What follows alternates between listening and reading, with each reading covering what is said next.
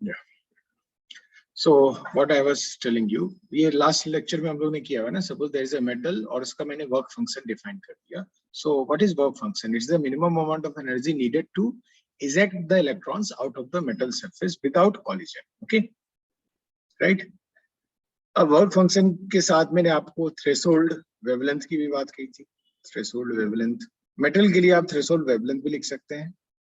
तो lambda TH में लिख देता हूँ. Okay, so can I write this phi will be equal to hc by lambda threshold, right? Simple है. So how do you define the threshold wavelength? It is the maximum wavelength.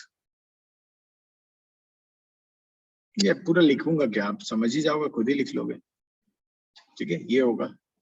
Then there was the threshold frequency of the metal. तो f threshold लिख दिया. It will be what? h into f threshold, right? Means कोई भी light जो यहाँ आ रही है, okay, photon आ रहा है, फोटोन की एनर्जी सपोज ep है, फोटोन का लैम्डा p है और इसकी फ्रीक्वेंसी fp है किसी लाइट की, right? So for photo electric effect क्या होना चाहिए कंडीशन? आप कहोगे sir ep should be greater then 5 और इक्वल टू 5. और आप इसी को क्या लिख सकते हो? Frequency of photon should be greater than equal to threshold frequency of metal. और आप ऐसे लिख सकते हो lambda of photon should be less than और equal to lambda threshold wavelength. Are you okay with this? इतना समझ में आया? इतना तो हम लोगों ने लास्ट डे किया ही हुआ था, राइट? ओके, कंफर्म करो आपको ये समझा, ये जो मैंने लिखा है.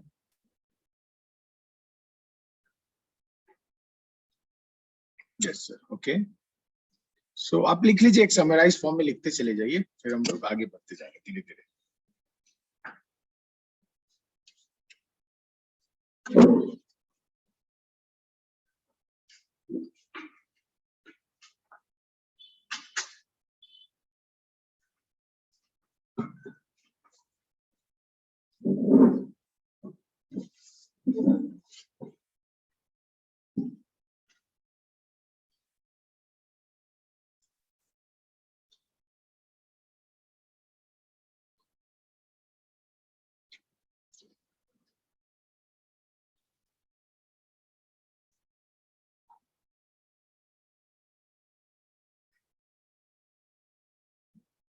No, how come? Lambda of photon, photon की जो लैम्डा होनी चाहिए, ये थ्रेशोल्ड लैम्डा से कम होनी चाहिए. It should be less.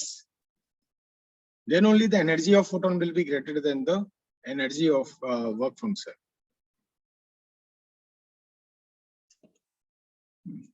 Okay, have you understood really, ध्वनि? आप बताइए. Okay, you got it, right? ठीक है, इसी को ऐसे लिख लो ना आप. इसको क्या लिखते हैं? EP को hc by lambda p should be greater than, ये क्या लिखते हैं? sc by lambda threshold, right?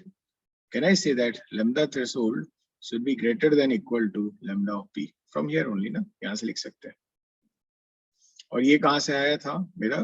आप कहते वही लिखते, इसी से आता, आप इसी से लिख सकते थे. EP को लिख देते h of p should be greater than equal to f of threshold. So यहाँ से आ जाता f of p should be greater than equal to f of threshold. Yes, okay. Please write down fast. जल्दी लिख लो आप इसको.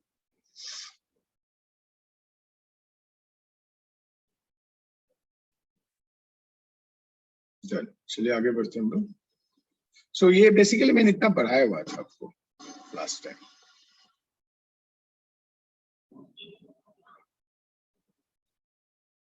Okay, next देखिए event कैसे होता है. इवेंट समझते हैं, वो भी मैंने आपको लास्ट टाइम पढ़ाया था. सपोज ये मेटल है, यहाँ भी कोई भी फोटोन आ रहा है, जिसका EP मैंने लिख दिया कुछ भी.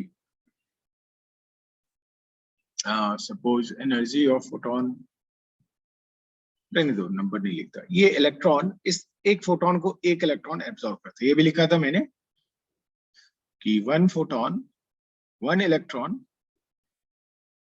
can absorb one photon only, है ना? और ये भी लिखा था one photon will be absorbed by one electron only.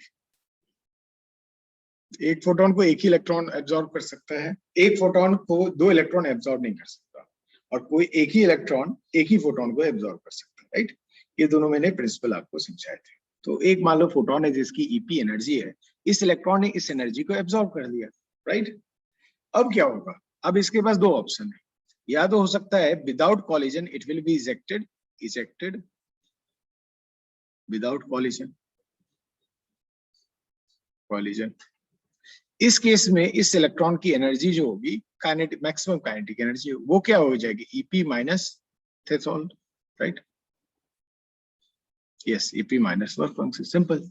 अब हो सकता है ये इलेक्ट्रॉन कुछ कॉलिजन करे, है ना, कॉलिजन्स में पार्टिसिपेट करे। आफ्टर कॉलिजन के पार्टिसिपेशन में इसकी एनर्जी अभी भी थ्रेशोल्ड से ज्यादा है या इक्वल है, तो भी ये बाहर आ जाएगा, ओके। बट इसकी जो काइनेटिक एनर्जी होगी that will be less then EP minus 5, है ना, क्योंकि कॉलिजन में कुछ एनर्जी खर्च करेगा। और बहुत सारे इलेक्ट्रॉन ऐसे होंगे कि कॉलिजन में इतनी एनर्जी खर्च कर देगा सो दैट इसकी एनर्जी अंदर में ही लेस देन 5 हो जाएगी, तो it will not be ejected, not be ejected. Are you okay with this? समझ में आया क्या होगा?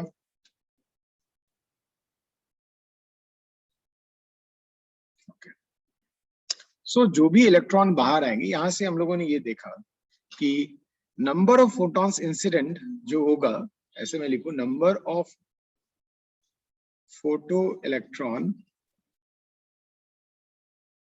ejected per unit time will be way less than number of photons incident per unit time. ये भी हम लोगों ने लास्ट ईयर देखा ही था कि बहुत सारे इलेक्ट्रॉन जो होंगे फोटोन की एनर्जी को तो ले लिया बट अंदर ही कॉलिजन में ही खर्च कर दिया। इफ अंदर ही खर्च कर दिया तो it won't be ejected, right. तो जितने फोटोन आ रहे हैं उतना इजेक्शन नहीं होगा फोटोन का, ठीक है, फोटो इलेक्ट्रॉन्स का, राइट। ये भी हम लोगों ने लास्ट ईयर किया था, बहुत इंपॉर्टेंट लाइन है ये वाला भी, ओके। ये भी लिख लीजिए एक बार, हम लोग समराइज करके लिख रहे हैं फिर आगे बढ़ेंगे।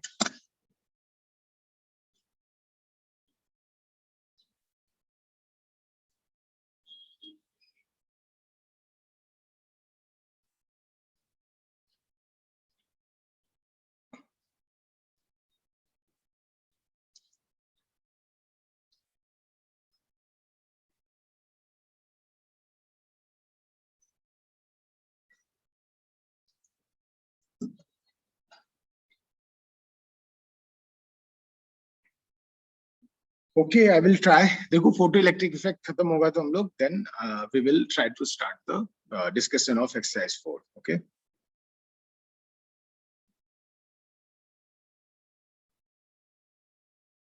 थोड़ा फास्ट करो तो हम लोग कर लेंगे आराम से, फटाफट करो।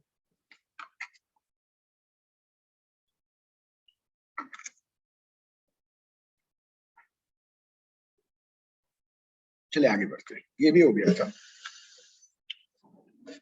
अब ऐसे समझो जितने फोटोन आ रहे हैं पर यूनिट टाइम में उतने फोटो इलेक्ट्रॉन बाहर नहीं जा रहे हैं, वो तो बहुत ही कम बाहर जा रहे हैं, राइट।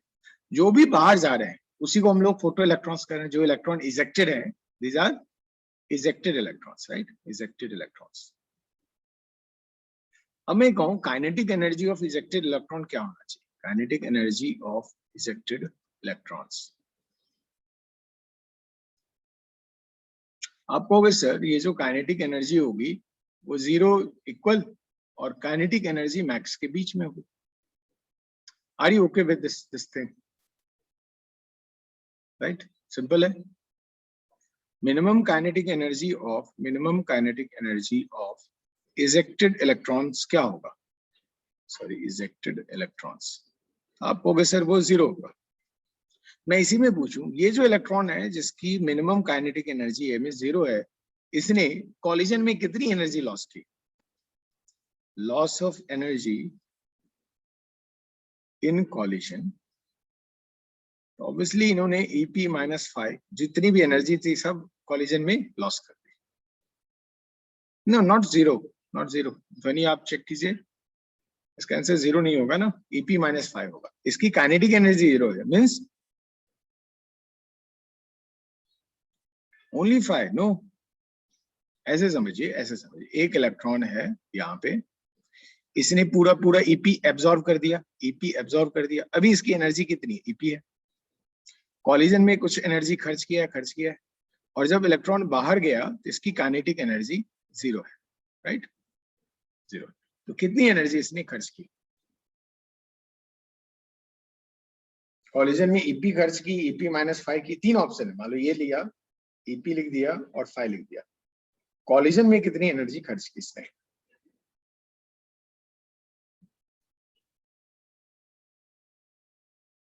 बताइए, ऑप्शन है ये 3 और नन, जो भी आपको ऐड करना है, 4th। ये चारों ऑप्शन है, आंसर नहीं है। ये तो पता है बाहर में इसकी काइनेटिक एनर्जी 0।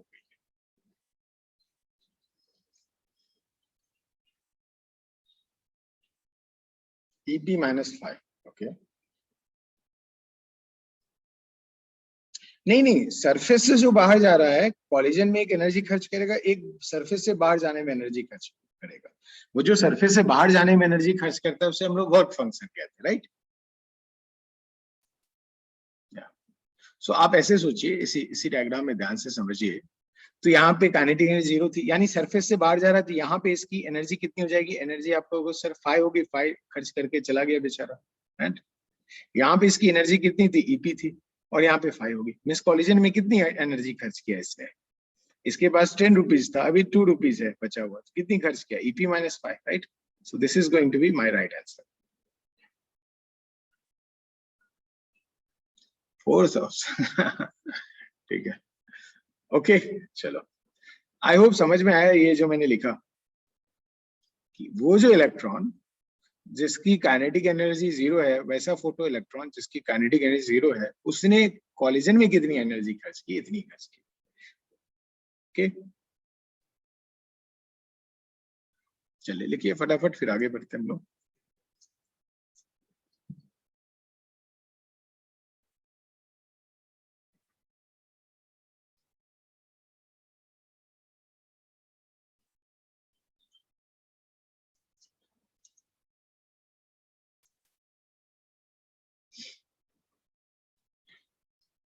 आई होप हो गया होगा, मैंने तो एक ही सेंटेंस लिखा है।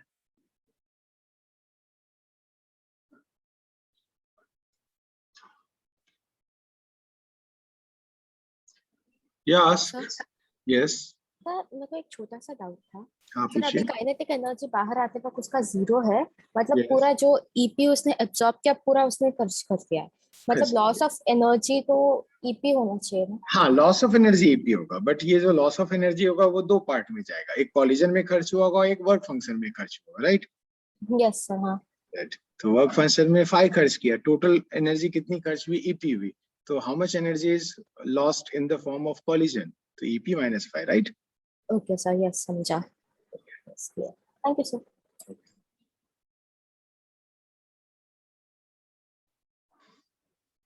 ये छोटी छोटी बातें, ये सब करने से सिर्फ आपको एक प्रोसेस समझ में आएगा। अच्छा, एक और लिख लेता हूं मैं यहीं पे। मैं कहता maximum kinetic energy of ejected electrons. ये तो याद ही है आपको, क्या लिखते? EP -5। मैं इसी में पूछता, जो ये जो फोटो इलेक्ट्रॉन है जिसने की काइनेटिक एनर्जी मैक्सिमम, इसने कितनी कॉलिजन में एनर्जी खर्च की?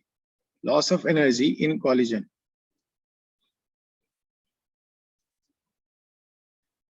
0। सिंपल है ना? इसने तो एनर्जी कॉलिजन किया ही नहीं ना, ये डायरेक्ट ही बाहर आ गया। ठीक है, तो इसने सिर्फ वर्क फंक्शन खर्च किया। तो मैं इसमें कहूं कि loss of energy in collision की बात करूं तो वो कितनी हो गई? 0 और EP -5। ठीक है, कैन आई से दिस पार्ट, राइट? चलो लिख लीजिए।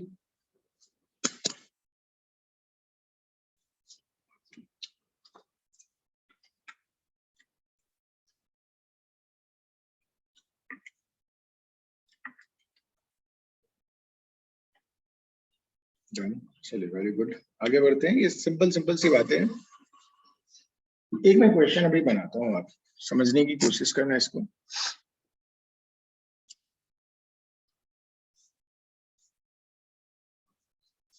मान लीजिए फोटोन आ रहे हैं यहाँ पे, फोटोन की एनर्जी सपोज मैंने कह दी 12 इलेक्ट्रॉन वोल्ट, ऐसे कर दिया। वर्क फंक्शन ऑफ मेटल मैंने कह दिया 2 इलेक्ट्रॉन वोल्ट। ओके,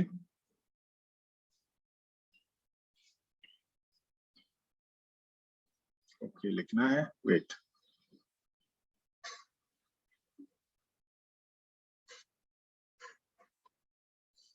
लिख लीजिए फटाफट जल्दी से।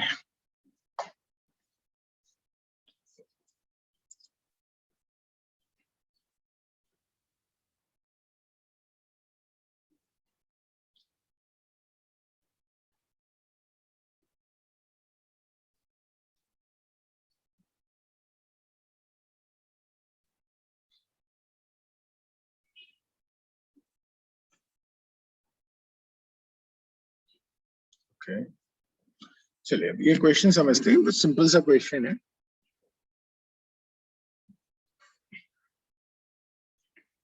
ये दोनों डेटा मैंने दिया है। I am talking about 1 photo electron which has come out. Okay, मैं कह रहा हूं 1 photo electron lost 10% of its energy in each collision। ठीक है, जो फोटो इलेक्ट्रॉन उसके पास जितनी भी एनर्जी है उसका 10% वो हर एक कॉलिजन में लॉस कर रहा है। मैंने ये भी कह दिया बिफोर इजेक्शन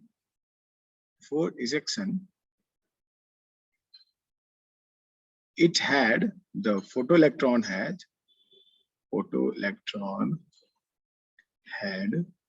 suppose मैंने कहा 2 collisions, find kinetic energy of this photoelectron।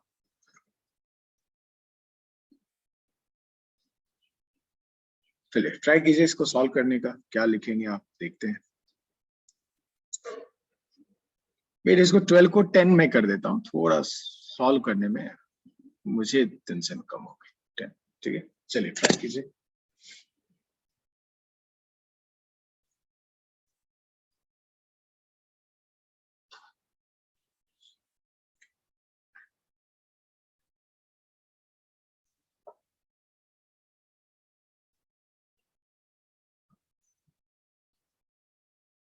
I've given you the question. I am talking about one electron which had 2 collisions, right? And in each collision, whatever energy it has lost 10% of its energy. So what is the kinetic energy of this photoelectron? So one answer is, मैं लिखता जाता हूँ, आप लोग answer लिख रहे हो। 6 electron volt लिखा है, दूसरे ने लिखा है 6.48 इलेक्ट्रॉन वोल्ट, थर्ड ने लिखा है 6.1 इलेक्ट्रॉन वोल्ट। 6.48 दो लोगों ने लिखा है।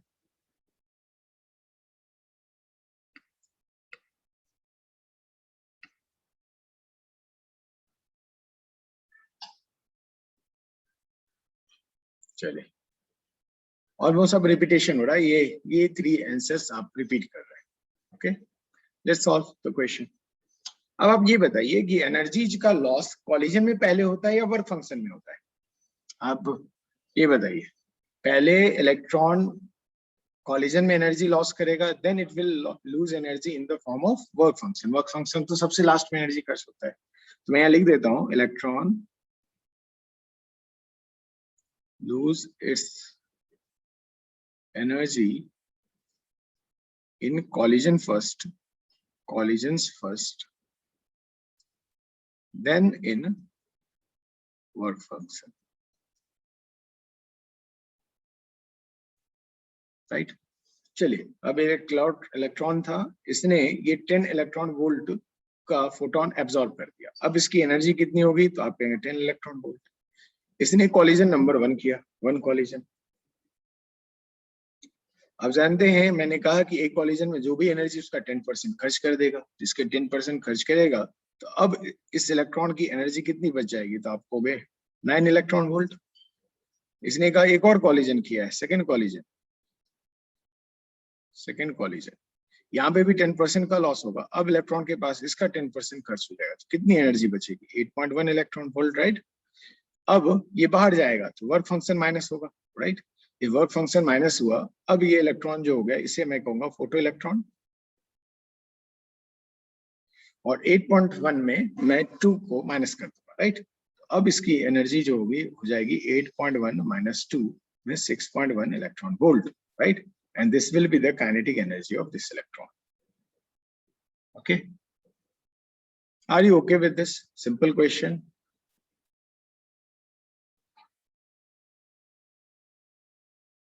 जो लिखिए ऐसा ही सिमिलर क्वेश्चन एससीवी में है,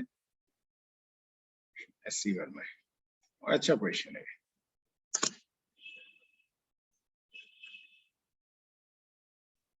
चलो लिख लीजिए जिस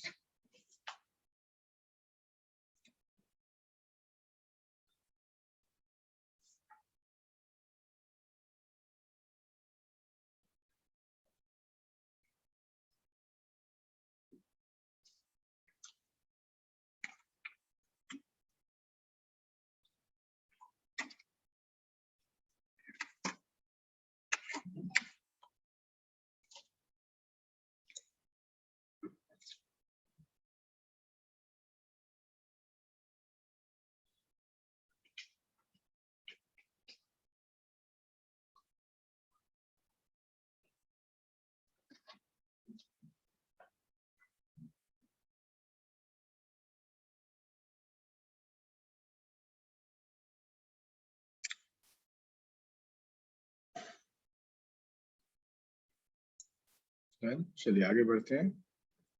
Now this is a very simple question. I will ask you. You can easily answer this.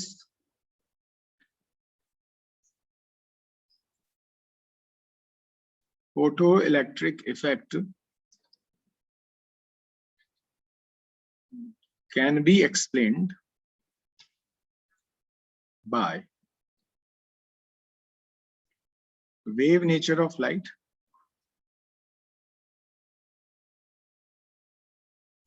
और दूसरा photons. Light is collection of photons. मैं लिख दिया light is collection of photons. किससे कर सकते हो आप एक्सप्लेन इसे? Second, obviously second, okay. तो ये रॉन्ग है, आप इससे कर सकते हो। ऑब्वियसली मैं फोटोन मान के ही समझा रहा हूँ आपको, ठीक है।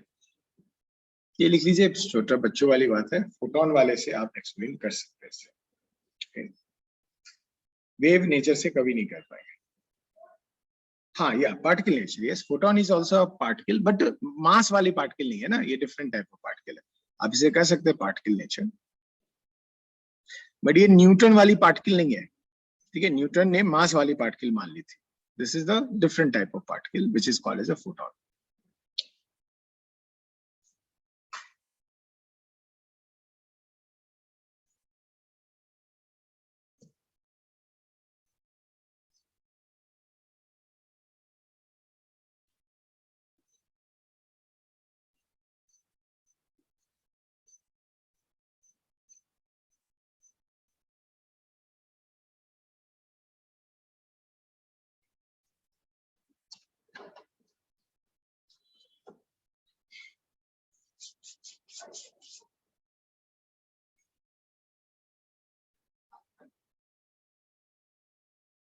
चलिए हो गया होगा आई गेस, ये तो सिंपल लाइन है।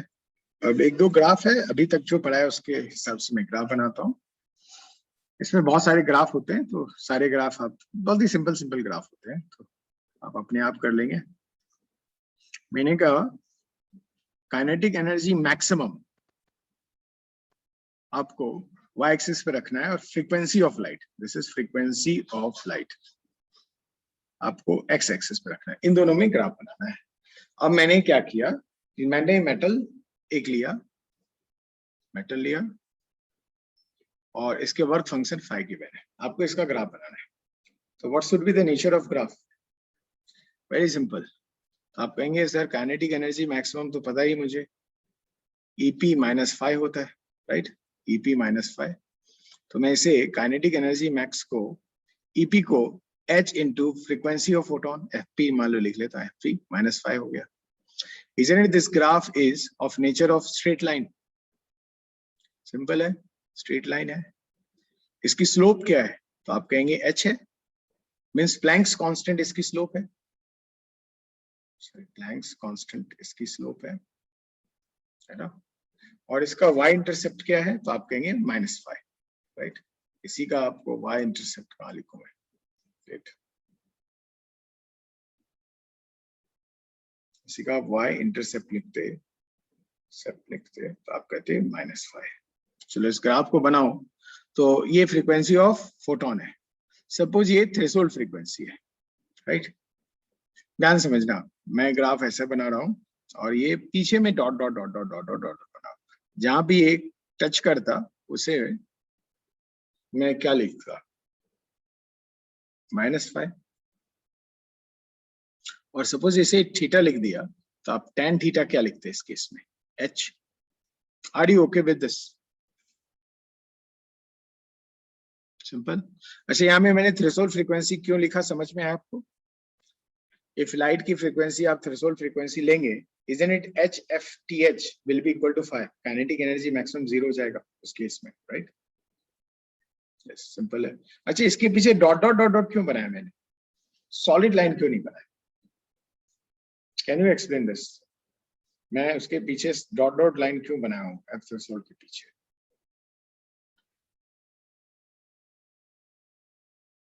हाँ, kinetic energy can't be negative, और यू कैन से दैट कि आप थ्रेशोल्ड फ्रीक्वेंसी से कम का, इफ थ्रेशोल्ड फ्रीक्वेंसी से कम का आप लाइट की फ्रीक्वेंसी लेंगे तो वहां पे फोटो इलेक्ट्रिक इफेक्ट होगा ही नहीं, है ना?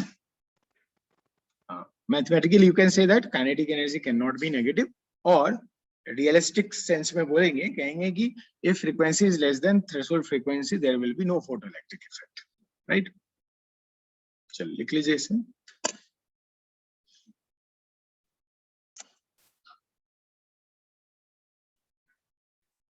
If F is less than F threshold, FP is less than no photoelectric effect. No photoelectric effect. So मैंने लिख दिया so dotted line.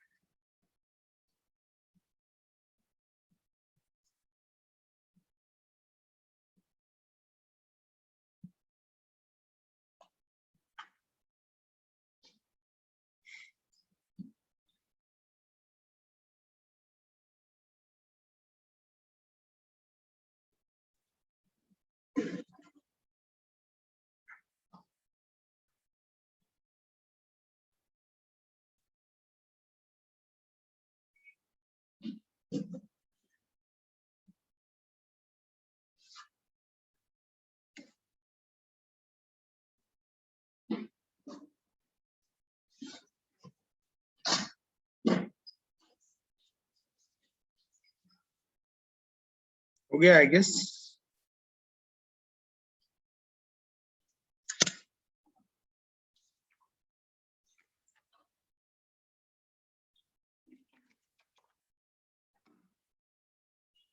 यस, चलिए आगे बढ़ते हैं लोग.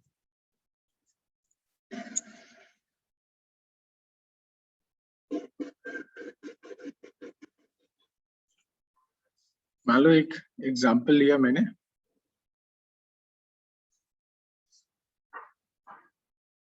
Kinetic energy max and frequency of photon का ग्राफ बनाया मैंने. ग्राफ बनाया मींस दो एक्सपेरिमेंट किया.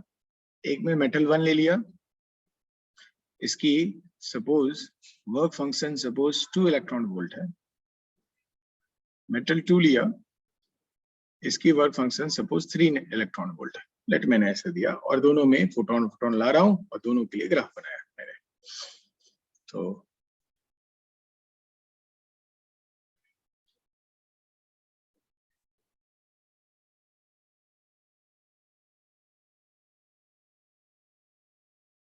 या मेटल का नाम मैं हटा देता हूं, या रहने दो मेटल 1. चलिए पहली बात बताइए, किसे मैं मेटल 1 कहूँ इसमें? तो आप जानते हैं इसके लिए -2 और -3 टर्म यहाँ था, यहाँ पे -2 और -3 आता, obviously this will be -2 electron volt, तो this will be -3 electron volt, right? It is -phi1, this is -phi2, right? तो आप कहेंगे सर ये मेटल 1 का ग्राफ ये है और मेटल 2 का ग्राफ ये है। सिंपल। सपोज मैंने इसे θ1 का, इसे θ2 का, अब बताइए θ1 θ2 में क्या रिलेशन होगा? Relation between θ1 θ2, which is more, which is less, or both are equal?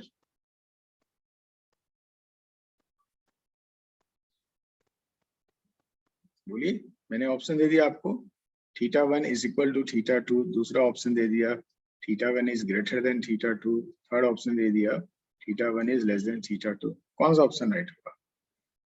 Yes, both are equal, not second option, both are equal. अरे आप जानते हो θ1, tan θ1 क्या होता है? h होता है ना, tan θ1 will be h, tan θ2 will also be h, isn't it? From here we can say that θ1 will be θ2, क्योंकि प्लैंक्स कांस्टेंट तो कांस्टेंट ही है ना। Are you okay? बहुत सारे लोगों ने सेकंड ऑप्शन लिख दिया, सेकंड ऑप्शन नहीं होगा, फर्स्ट ऑप्शन होगा। ओके, चलिए फटाफट लिख लीजिए इसे।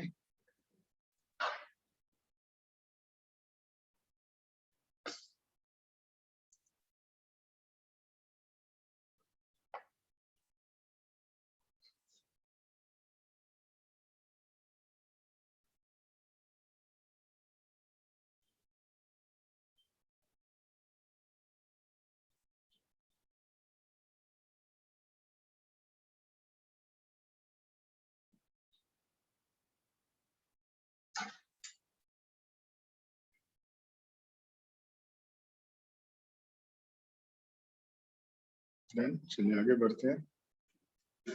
एक और बच्चों वाला ग्राफ है, पहले वो भी बना लेते हैं, ये सब आप अपने आप कह देंगे। सपोज मैंने आपसे कहा कि ग्राफ ड्रॉ कीजिए kinetic energy max versus 1/λ of photon, इसका ग्राफ बहुत सिंपल है। इक्वेशन निकाल लेते। काइनेटिक एनर्जी मैक्स हम लोग जानते हैं EP - phi होता है, हम लोग कहेंगे काइनेटिक एनर्जी मैक्स, EP को क्या लिख सकते हैं? hc/λp - phi। तो 1/λ और काइनेटिक एनर्जी मैक्स का ग्राफ क्या जाएगा आपको? स्ट्रेट लाइन हो जाएगा, राइट? इसको ऐसे लिख सकते थे, ये जो ग्राफ होगा kinetic energy max versus λp graph, 1/λp graph will be straight line। इसकी स्लोप क्या होगी? इसकी स्लोप, तो आप कहेंगे सर इसकी स्लोप hc होगी, है ना? y इंटरसेप्ट क्या होगा? It is again -phi, right? Simple है। तो ग्राफ जो बनता ऐसा ही बनता ग्राफ, राइट? ये सपोज थीटा है, तो आप कहते हैं tan थीटा इस केस में hc होगा, राइट? और ये जो होगी 1/λ थ्रेशोल्ड होगी, और ये जो पॉइंट होगा वो -phi होगा। सिंपल। चलिए लिख लीजिए ग्राफ।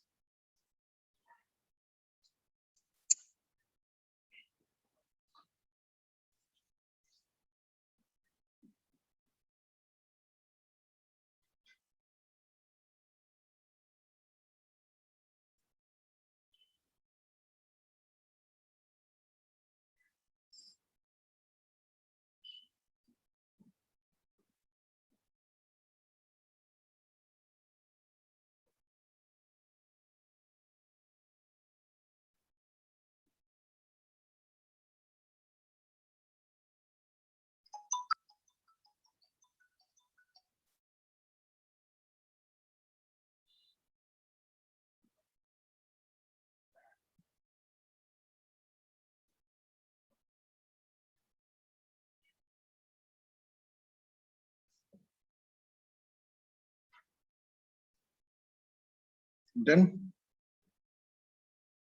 चलिए आगे बढ़ते हैं हम लोग।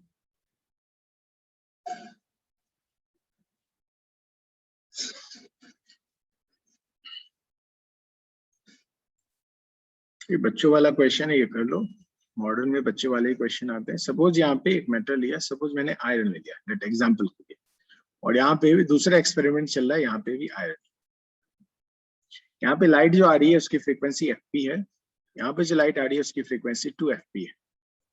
इससे जो इलेक्ट्रॉन बाहर निकल रहा है उसकी काइनेटिक एनर्जी मैक्स सपोज मैंने k1 लिख दिया, और इससे जो बाहर आ रही है इलेक्ट्रॉन, उसकी जो काइनेटिक एनर्जी मैक्स है उसकी k2 लिख दिया। आपको k1 एंड k2 में रिलेशन लिखना है।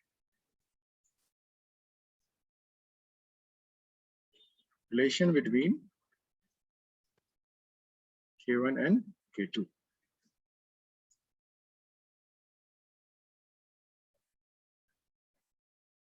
पहला option k2 is equal to 2k1, second k2 is greater than 2k1, third option k2 is less than 2k1। चलो कौन सा ऑप्शन राइट है?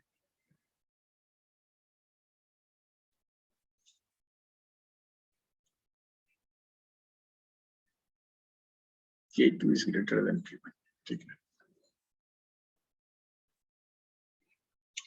k1 नहीं है, 2k1 मैंने लिख दिया, ठीक है। सेकेंड ऑप्शन, बहुत सारे बच्चे सेकेंड ऑप्शन कह रहे हैं। सिंपल मैथ से कर लो, आपके पास आएगा।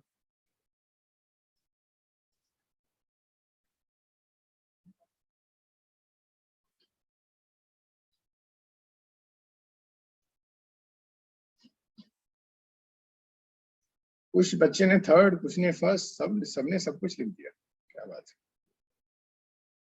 चलो मैं लिखता हूँ ये तो थर्ड। अरे सारे बच्चों ने सारे ऑप्शन, तीनों ऑप्शन आप लोगों ने टिक कर दिया है। किसी ने फर्स्ट किया, किसी ने सेकंड किया, किसी ने थर्ड किया। Let's check. चलिए हम लोग क्या जानते हैं, काइनेटिक एनर्जी मैक्स क्या होता है? EP minus five.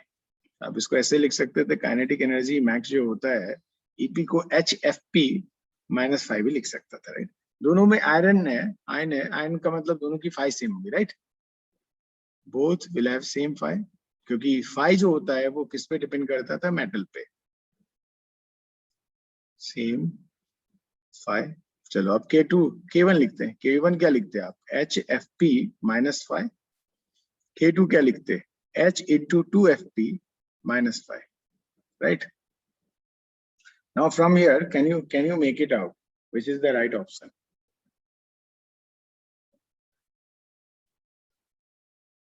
अरे इसका 2 टाइम्स क्या होगा? देखो 2k1 क्या लिखते हैं आप? 2hfp minus 25, और ये है 2hfp minus 5. Isn't it K2 is greater than 2k1? Okay. अब इमेजिन करो आप कैसे कैसे क्वेश्चन को गलत कर लेते हो, है ना।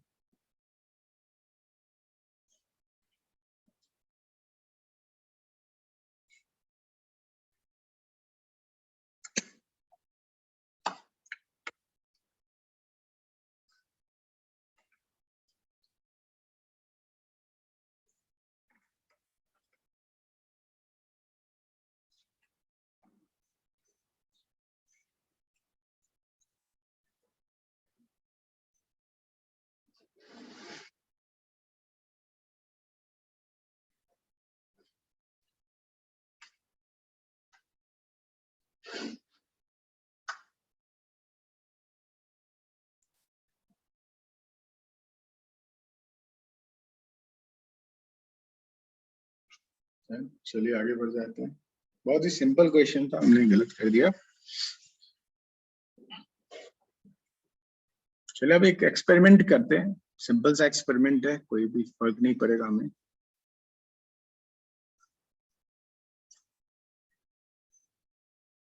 I have taken 2 electrodes.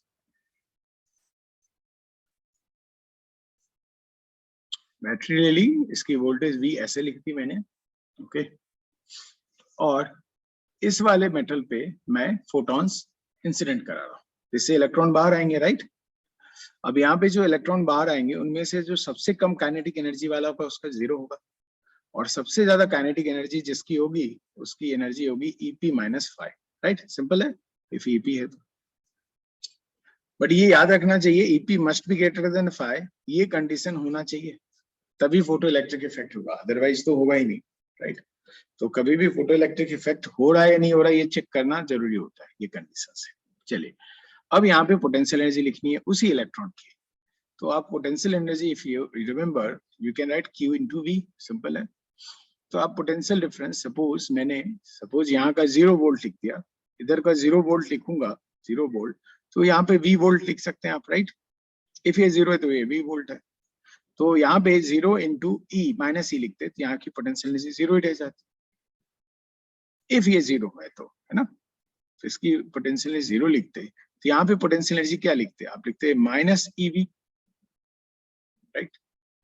तो यहाँ पे ये इलेक्ट्रॉन भी पहुंच जाएगा, ये भी इलेक्ट्रॉन पहुंच जाएगा, जो ये वाला इलेक्ट्रॉन पहुंचेगा उसकी काइनेटिक एनर्जी मिनिमम क्या होगी। आप कहते कि सर इसकी kinetic energy plus potential energy going to be constant, तो इसकी पोटेंशियल एनर्जी -EV हो गई है, तो इसकी काइनेटिक एनर्जी क्या हो जाती है, तो आप कहते सर +EV हो जाती है। तो इस सरफेस पे जो इलेक्ट्रॉन पहुंच रहे हैं उसकी मिनिमम काइनेटिक एनर्जी क्या होगी, +EV, राइट। सिमिलरली ये जो काइनेटिक एनर्जी मैक्सिमम वाला वो यहाँ जब पहुंचेगा तो उसकी उसी इलेक्ट्रॉन की काइनेटिक एनर्जी यहाँ पे भी मैक्सिमम होगी, कितनी होगी, आप कहोगे सर इसकी काइनेटिक एनर्जी प्लस इसका potential energy should be constant, तो यहाँ पे क्या है EP-5 है, तो यहाँ पे भी वही होना चाहिए, राइट। तो आप क्या लिखते हैं EP-5 प्लस EV, मीन्स सबकी काइनेटिक एनर्जी EV से बढ़ गई। Are you okay with this, समझ में आया, ठीक है, सिंपल है। वहां से यहाँ गया तो सबकी काइनेटिक एनर्जी EV से इंक्रीज हो जाएगी, लिख लीजिए।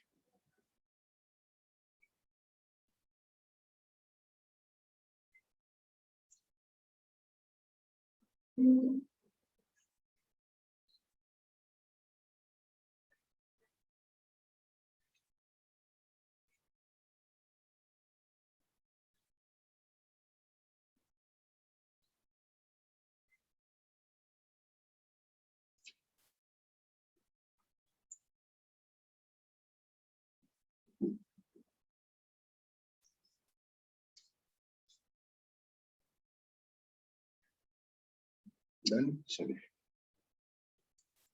ये सब तो सिंपल है। एक्सपेरिमेंट 2,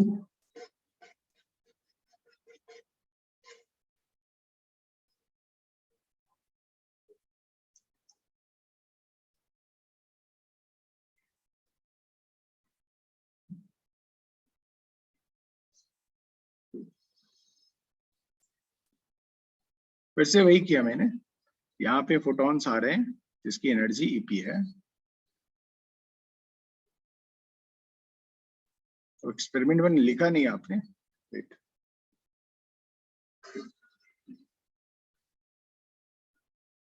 लिख लो, ये 1 लिख दिया, इसे 2 लिख दिया।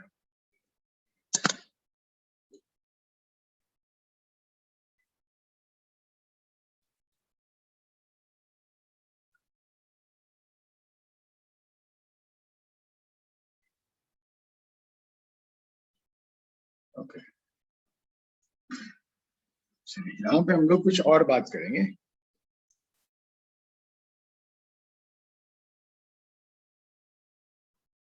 अब मैंने बैटरी की जो पोटेंशियल है उल्टी कर दी, देखो यहाँ पे EMF जो है उल्टे डायरेक्शन लगा दिया B, ओके। यहाँ समझने की कोशिश करो इस बात को। तो सपोज यहाँ की वोल्टेज, अब आपने 0 वोल्ट लिखी है, इधर की 0 वोल्ट लिखी है, तो इधर की क्या लिखना होगा, -V volt, right, -V, very simple. अब सोचो यहाँ पे जो इलेक्ट्रॉन बाहर आ रहे होंगे, जो भी इलेक्ट्रॉन बाहर आ रहा होगा उसमें से सबसे काइनेटिक एनर्जी मिनिमम कितनी होगी, कहोगे 0 होगी। काइनेटिक एनर्जी मैक्सिमम कितनी होगी, आप कहोगे सर वो EP-5 होगा, राइट, सिंपल है। अब मैं एक सर्टेन पोटेंशियल की बात कर रहा हूँ, एक सर्टेन पोटेंशियल, एक्चुअली ये इलेक्ट्रॉन जा रहा होगा, मैक्सिमम काइनेटिक एनर्जी वाला इलेक्ट्रॉन, वो यहाँ आके इसकी काइनेटिक एनर्जी जीरो हो जा रही है, ये वाले की काइनेटिक एनर्जी यहाँ आके जीरो हो जा रही है। ओके, अच्छा मान लो इस मैक्सिमम वाले इलेक्ट्रॉन की काइनेटिक एनर्जी यहाँ आके जीरो हो रही है, इजंट इट बाकी सब तो रास्ते में ही घूम जाएगा। Can you imagine this?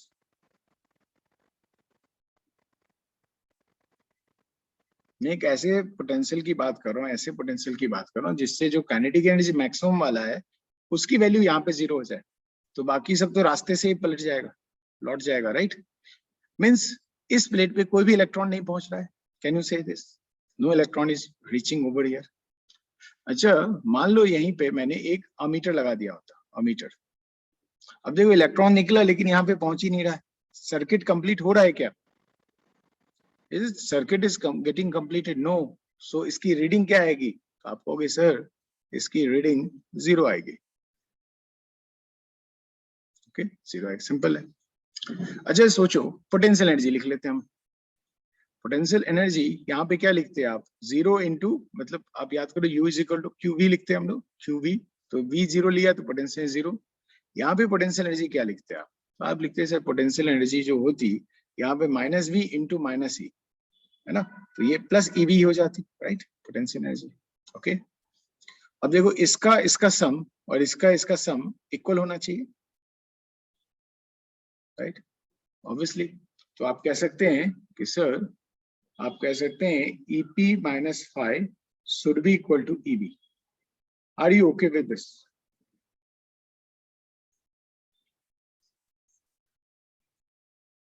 ये समझ में आया जो मैंने लिखा? बोलो यस। ऐसा होने से क्या हो रहा है? इसकी रीडिंग क्या हो रही है? जीरो हो रही है, मीन्स कोई भी करंट पास नहीं हो रहा है। तो इस वोल्टेज को, बैटरी के इस वोल्टेज को हम लोग VS लिख देते हैं। तो मैं यहाँ पे VS लिख देता हूँ। ओके, यहाँ पे मैं VS लिख देता हूँ। And this voltage is called as a stopping potential. VS is called as a stopping potential और कट ऑफ पोटेंशियल।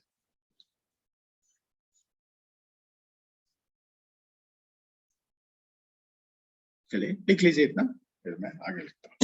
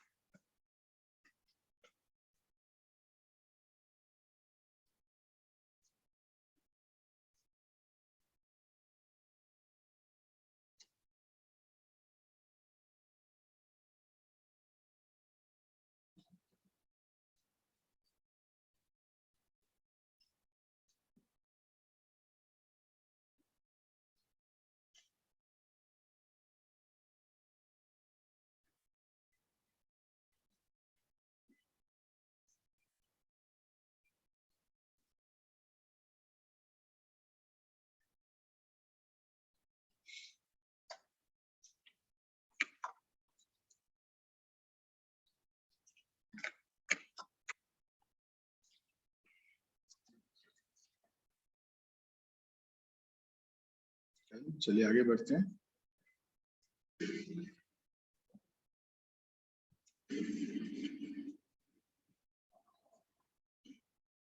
अब मैं फिर से ग्राफ राफ कहने लगूंगा।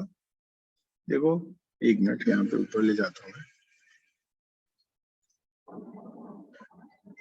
तो यहाँ पे EP लिखा है, मींस फोटोन की एनर्जी, इसकी फ्रीक्वेंसी को FP, इसकी वेवलेंथ को λP। ठीक है, ये सब मैंने लिख दिया। और इस मेटल का वर्क फंक्शन फाइ है, वर्क फंक्शन। ठीक है, यहाँ से अब नीचे आते हैं हम लोग।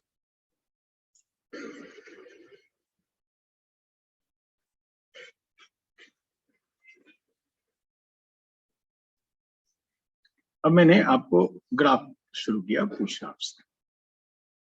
मैंने कहा stopping potential versus frequency of photon का ग्राफ बनाना है, यानी आपको मेटल सेम रखना है। ये जो मेटल है, यहाँ पे जो मेटल है जिससे आप ये कर रहे थे, स्टॉपिंग पोटेंशियल वाला एक्सपेरिमेंट कर रहे थे, ये मेटल फिक्स रखना है। इस मेटल को चेंज नहीं करना है। इसको चेंज नहीं करेंगे तो क्या फिक्स हो गया, phi will be same, phi fix हो गया, right. Stopping potential versus FP का तो आराम से कर सकते हैं। देखो EVS is equal to EP minus phi है, तो VS can be written as, इसको HFP अपॉन E लिख सकते हैं, माइनस फाई, सिंपल है, राइट। तो ये होगी हमारी ग्राफ। तो VS वर्सेस FP ग्राफ कैसा दिखेगा आपको, बहुत सिंपल है, स्ट्रेट लाइन। इसकी स्लोप क्या होगी, H/E होगी, राइट। अच्छा E की वैल्यू क्या है यहाँ पे, देखो मैंने चार्ज माइनस E लिया हुआ है, तो E की वैल्यू है क्या, प्लस 1.6 इंटू 10⁻19 कूलम है, राइट, क्योंकि मैंने माइनस E चार्ज लिया था। उसका Y इंटरसेप्ट देखेंगे, इट इज नेगेटिव -5/।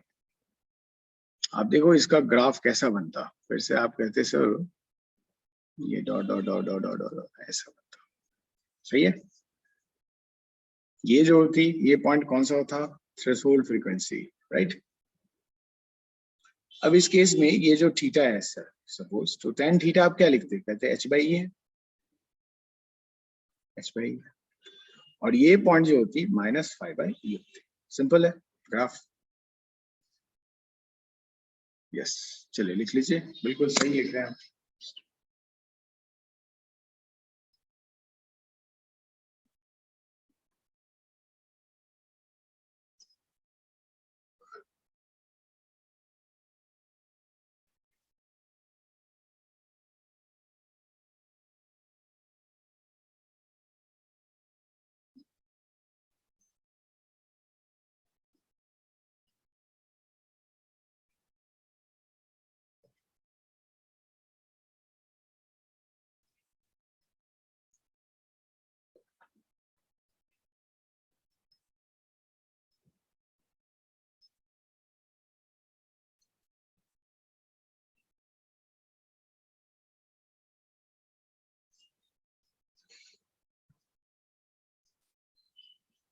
चलिए आगे बढ़ जाते हैं।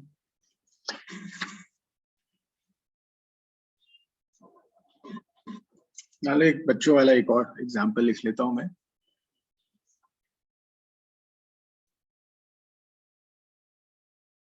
स्टॉपिंग पोटेंशियल VS था, ये मेटल 1 है, मेटल 1 है,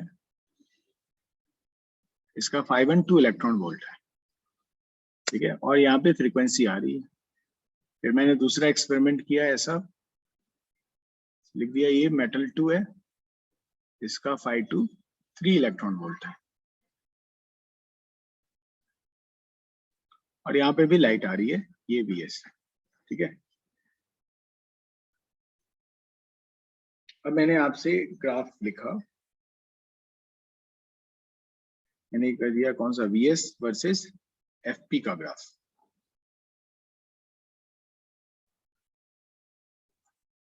एक ग्राफ ऐसा दिखा मुझे और ग्राफ ऐसा दिखा।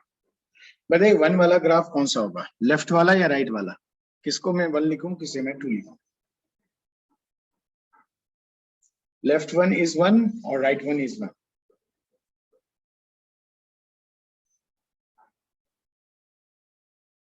हाँ, left is 1, right, very good, left is 1। तो ये मेटल 1 का ग्राफ है, बिकॉज याद करो ये वाला पॉइंट जो होता था -5/E था, राइट, है ना। तो आप लिखते, ये जो होता -2 वोल्ट हो जाता है, राइट, और ये वाला पॉइंट -3 वोल्ट होता है, राइट। चलिए इसे θ1 लिखा, इसे θ2 लिखा, θ2 सॉरी। तो बताइए क्या रिलेशन होगा θ1 θ2 में, दोनों इक्वल होगा, θ1 is greater than θ2, third is θ1 is less than θ2, this is the correct option, equal होगा, वेरी गुड, सिंपल है, क्योंकि आप जानते थे tan थीटा इस केस में H/E होती है, H और E दोनों कांस्टेंट है, तो ऑब्वियसली थीटा भी सेम ही होगी।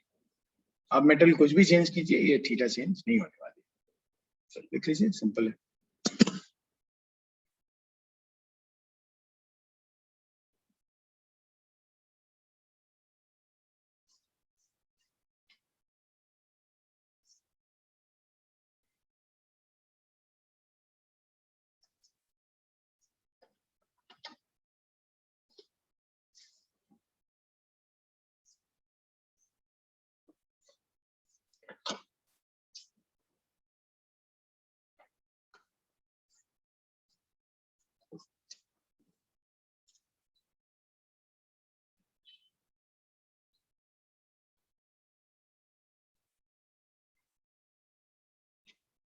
Okay.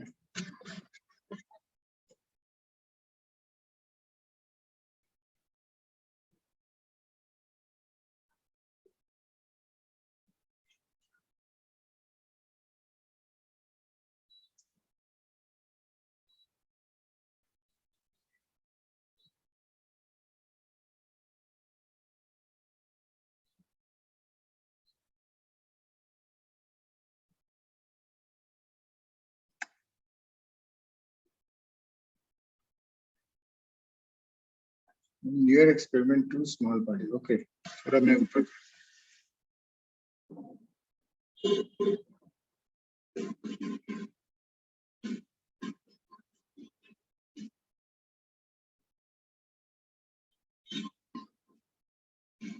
हो गया, ये वाला लिख लिया होगा ना हमने?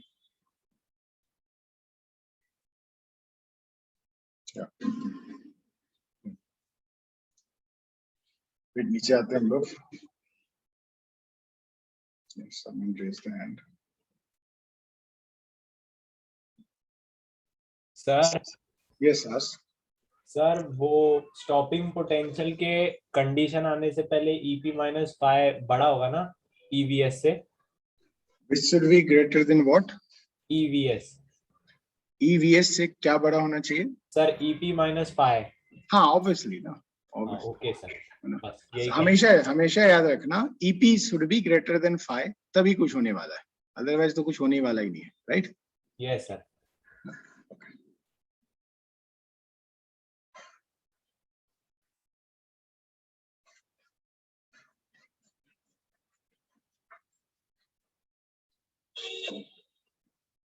चलते हैं हम लोग, अब जो कर रहे थे उसी की बात करते हैं हम लोग.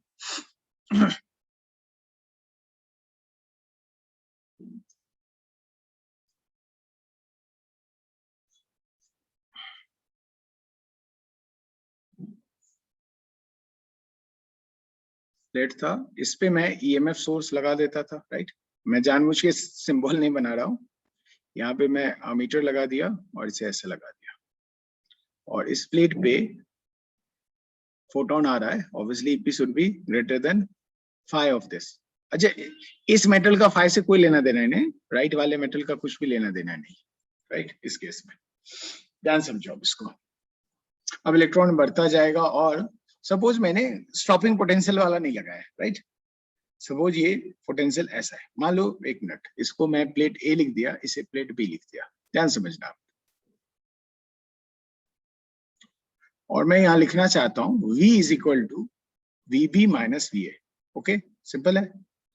इसका मतलब इफ मैं V पॉजिटिव लूंगा, इसका मतलब क्या होगा? VB will be greater then VA, right? And if I take V is negative, then VB will be less than VA. Simple बात है, राइट? अब मुझे ग्राफ बनाना है. इसकी रीडिंग क्या होगी? करंट रीडिंग जो होगी, ठीक है, ये करंट देगा इस सर्किट में, करंट. और वो करंट आएगा क्यों? यहाँ से इलेक्ट्रॉन चल के यहाँ पे सर्किट पूरा कर रहा होगा, राइट? पूरी सर्किट पूरा हो जाएगा, इसमें जो करंट फ्लो होगी. अब देखो, इलेक्ट्रॉन लेफ्ट से राइट की तरफ जा रहा होगा, राइट? लेफ्ट से राइट की तरफ जा रहा है, ओके. और इधर मीन्स क्लॉकवाइज में इलेक्ट्रॉन घूमेगा, तो एंटी क्लॉकवाइज में हमारा करंट घूमेगा, राइट? तो आप कहेंगे करंट की डायरेक्शन सर ऐसे होगी, ओके, राइट? और इसी करंट को हम लोग कहेंगे फोटो करंट. इसका नाम रख देंगे photo current. Sorry,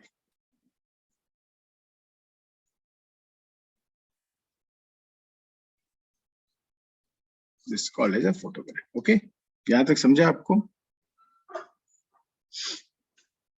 so what is my experiment? मैं यहाँ पे जो फ्रीक्वेंसी लाने वाला हूँ वो चेंज नहीं करने वाला. देखो, यहाँ पे मैंने सिंगल मोनोक्रोमेटिक फ्रीक्वेंसी लाई. एक मिनट, इसको EP हटा देता हूँ, मैं यहाँ रख देता हूँ FP ले रहा हूँ.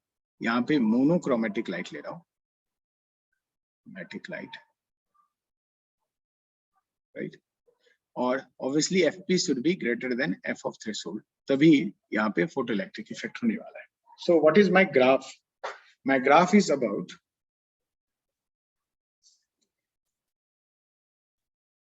I versus V, where I is photo current और V is the VB minus VA. इसका मुझे ग्राफ बनाना है, ओके. पहले ये बना लो, फिर मैं ये ग्राफ बनाता हूँ।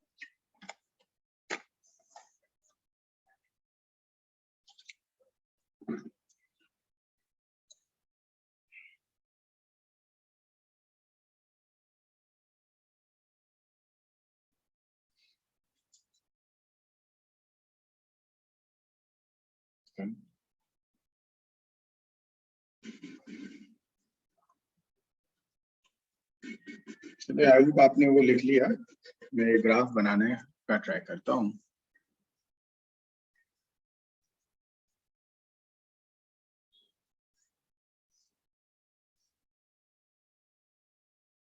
I versus V graph. अच्छा बताइए, V की वैल्यू जब यहाँ पे -Vs होगी तो कितनी करंट पास होती सर्किट में, बोलो। ये V की वैल्यू -Vs होती तो कितनी, 0 है ना, ये 0 करंट होती। अच्छा मान लो V 0 होता तो भी करंट पास होती क्या? सपोज यहाँ पे मैं EMF सोर्स 0 वोल्ट का लगाता, सिर्फ वायर जोड़ देता, तो क्या करंट पास होती? टेल मी, क्या वो करंट पास होती? मतलब मैं कहना क्या चाह रहा हूँ, ये दोनों प्लेट है, जस्ट वायर मैंने जोड़ देता, कोई EMF सोर्स नहीं रखता, क्या यहाँ करंट है? अमीटर रखता, इसकी रीडिंग क्या आती? 0 होती या कुछ और होती? 0 होती। क्या बात कर रहे हो? अच्छा बताओ, इसमें जो इलेक्ट्रॉन के पास काइनेटिक एनर्जी होगी, ये यहाँ पहुंचता ना, रोकने वाला कौन है उसे? कोई भी इस इलेक्ट्रॉन को वहां से पहुंचने के लिए होगा, रोक पाएगा? नहीं रोक पाएगा ना, ठीक है, होगी, है ना, मीन्स वो इलेक्ट्रॉन यहाँ पे पहुंच रहे होंगे, राइट। तो जब वोल्टेज आप 0 लोगे, ऐसा नहीं कि करंट 0 होगा, यहाँ कहीं होगा, है ना, ठीक है। अच्छा आगे की बात करते हैं। अब यहां से और आगे का ग्राफ मुझे बनाना हो तो मैं कैसे बना रहा हूँ, देखो एक और है, अच्छा ग्रेट। ये जो ग्राफ का नेचर होता है पहले मैं बना लेता हूँ, ऐसे जाता है, यहाँ टच करता है, फिर थोड़ा ऊपर जाके ऐसे ऐसे हो जाता है, ऐसा, ठीक है। इसको टच करने की कोशिश कर रहा होगा, ठीक है। और इसे मैं लिखता हूँ IS, और IS को मैं लिख देता हूँ सैचुरेशन करंट।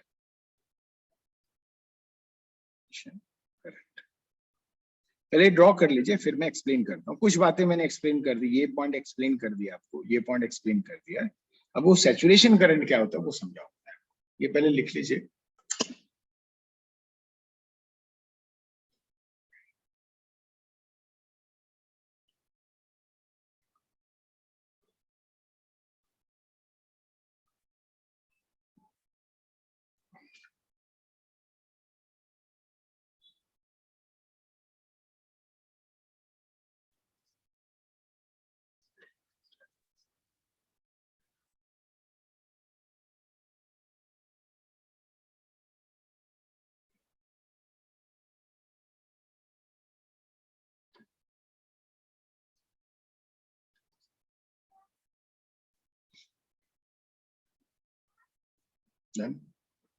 अब ये थ्रेशोल्ड, ये सैचुरेशन करंट को समझने की कोशिश कीजिए आप, बहुत सिंपल सी बात है।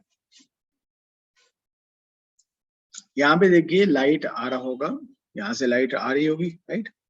तो वो suppose number of photons incident per unit time जो है, सपोज मैंने number of photons per unit time जो इंसिडेंट है NI लिख देता हूँ, ये number of photons incident per unit time है। तो यहां से जो electron, number of electron ejected जो होगा, मैं NE लिख देता हूँ, number of photo electrons ejected पर यूनिट टाइम है, राइट। जैसे जैसे आप यहाँ की वोल्टेज सपोज ऐसे रखो और ये V की वैल्यू बढ़ाते जाओगे, तो number of photo electron which are ejected ठीक है, और जो यहाँ पहुंच रहा होगा उसकी वैल्यू बढ़ने से लगेगी। Number of photo electrons reaching to this surface will get increases if you increase the value of V। एक समय ऐसा आएगा, एक ऐसा वोल्टेज आएगा जिसके बाद आप कितनी भी वोल्टेज बढ़ाते जाओ, कितनी वोल्टेज बढ़ाते जाओ, जितनी इलेक्ट्रॉन यहाँ निकल रही है उतनी पहुंच रही है। लेट एक ऐसी वोल्टेज ले आए जितनी यहाँ पे इजेक्ट हो रही है उतनी इलेक्ट्रॉन यहाँ पे पहुंच रही है। अब आप वोल्टेज बढ़ा दोगे तो क्या number of electron reaching of at this surface will it increase और नॉट?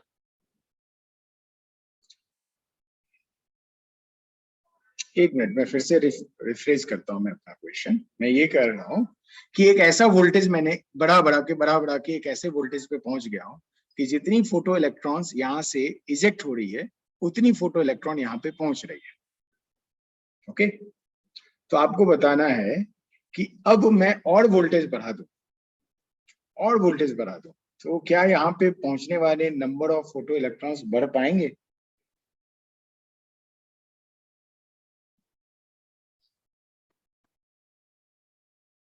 It will decrease. कुछ बच्चे राइट आंसर कर रहे हैं नो सर, नो सर। अरे अब आप देखो, क्या नंबर ऑफ इंसिडेंट, ये एनआई को चेंज कर रहे हो क्या? वोल्टेज चेंज कर रहे हो तो will it change, will it change? आप कहेंगे नो, ये तो चेंज नहीं होने वाला मेरा बैटरी का वोल्टेज चेंज करने से। तो इफ ये चेंज नहीं होगा विल इट चेंज? आप कहेंगे नो सर। तो शुरू में क्या हो रहा है, जैसे जैसे आप voltage positive direction, right direction में बढ़ाते जाओगे, नंबर ऑफ फोटॉन्स जो इजेक्ट हो रहे हैं या जो यहाँ पे पहुंच रहे हैं वो बढ़ने लगेंगे। एक ऐसा वोल्टेज आएगा जहाँ पे नंबर ऑफ फोटो जो यहाँ पे इजेक्ट हो रहे हैं यूनिट टाइम में वो वहां पे पहुंचेंगे। मान लो 10 फोटॉन्स इजेक्ट हो रहे हैं यूनिट टाइम में, तो 10 फोटॉन्स यहाँ पे पहुंच रहे हैं। अब आप वोल्टेज बढ़ा दोगे तो यहाँ से 11 थोड़ी पहुंचने लगेगा, जितना निकलेगा यूनिट टाइम में उतना ही तो मैक्सिमम पहुंच सकता है, right? Are you getting my explanation? Okay, या सो इस ग्राफ में आते हैं।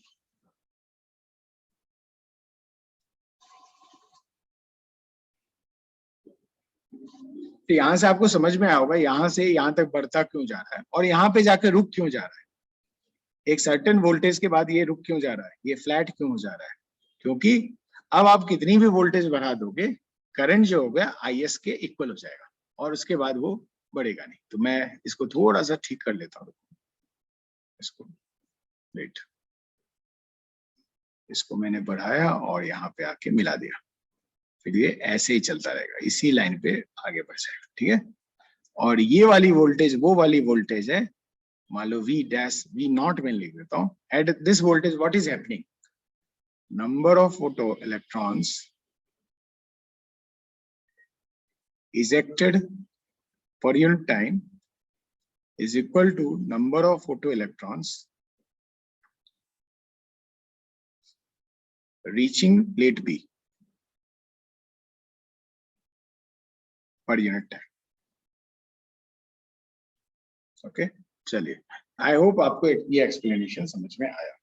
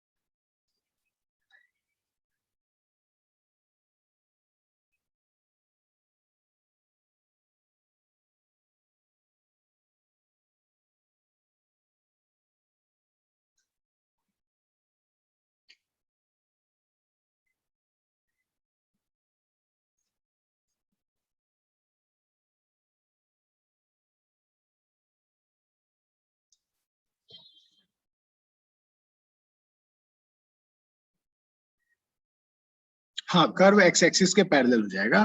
Okay, after reaching V naught the curve is parallel to the X axis. This is parallel. मैं जो लाइन बना हूं वी नॉट के बाद जो है, इस पॉइंट के बाद ये पैरेलल टू एक्स एक्सिस ऐसा. चलिए आगे बढ़ते हैं हम लोग.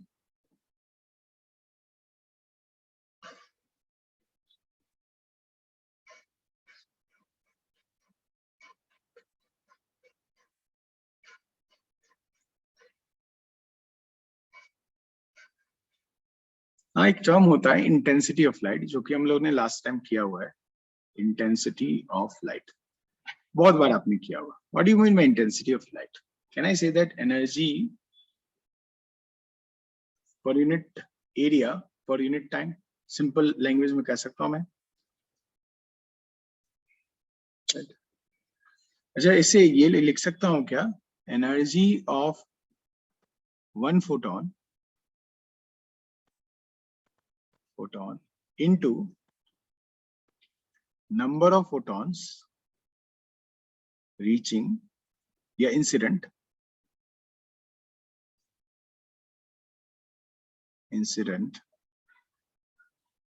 per unit area per unit time. Can I write this? Right? ठीक है, कह सकता हूँ. अच्छा, एनर्जी ऑफ वन फोटोन को मैं ईपी लिखता था, है ना? इसको ईपी लिखता था, तो मैं लिख सकता था इसको, सॉरी, ईपी लिख दिया into number of photons incident area unit time. और आप ईपी को जानते हैं, आप ईपी को बहुत कुछ लिख सकते हैं. एच एफ पी लिख सकते हैं या H C by lambda P लिख सकते हैं. राइट? अब देखो, इंटेंसिटी ऑफ लाइट बढ़ाने के दो तरीके हो सकते हैं. क्या हो सकता है? ईपी बढ़ा दो या number of photons incident per unit time बढ़ा दो. राइट? है ना? If you want to increase, if we want to increase intensity, तो हमारे पास दो रास्ते हैं. या तो ईपी बढ़ा दो. ईपी बढ़ाने का मतलब होगा या तो फ्रीक्वेंसी ऑफ लाइट बढ़ा दो, या लैम्डा कम कर दो, लैम्डा ऑफ फोटोन कम कर दो, या मैं कह सकता हूं number of photons incident per unit area time, ये मैं इंक्रीज कर दूं. राइट? सिंपल है. चलिए ये लिख लीजिए, फिर हम लोग इसी पे फोकस करेंगे, इंटेंसिटी वाले टाइम.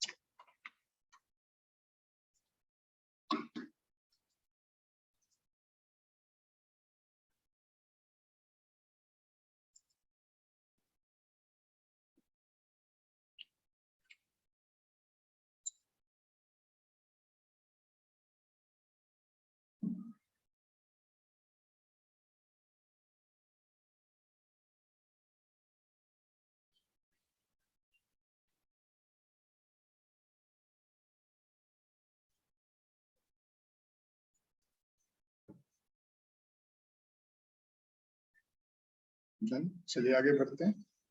अभी अभी डिस्कशन हम लोग इंटेंसिटी पे करेंगे.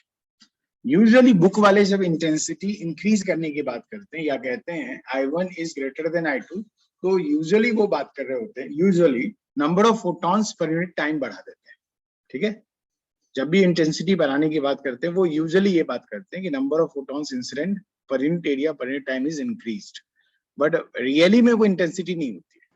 ठीक है? चलिए अब एग्जांपल लेते हैं.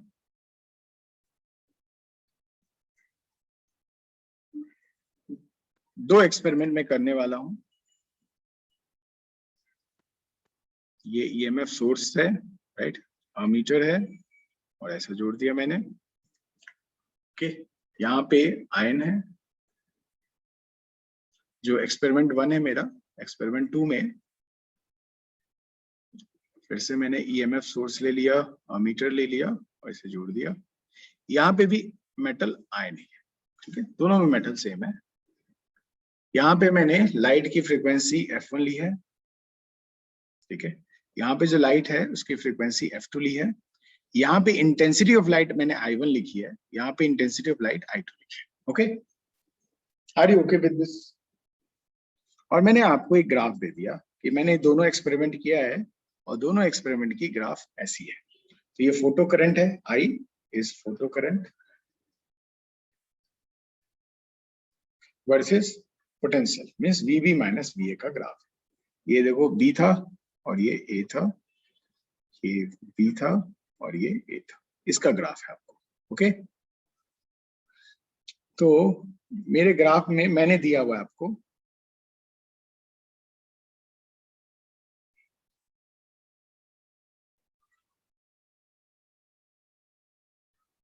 ओके, इसे मैंने 1 कह दिया, इसे 2 कह दिया। ओके, तो आपको बताना है first relation between F1 and F2। F1 F2 equal है या F1 is greater than F2 है, या third F1 is less then F2। चलिए इन तीनों में से पहले बताइए कौन सा ऑप्शन राइट है और क्यों।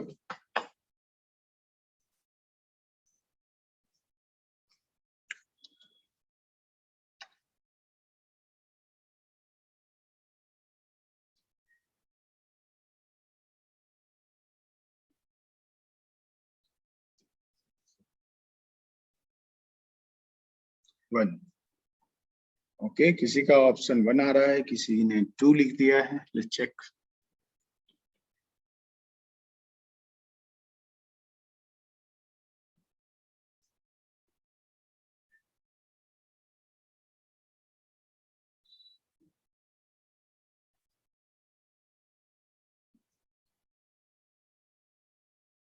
चलिए सॉल्व करके बताइए फटाफट, ये सिंपल क्वेश्चन है।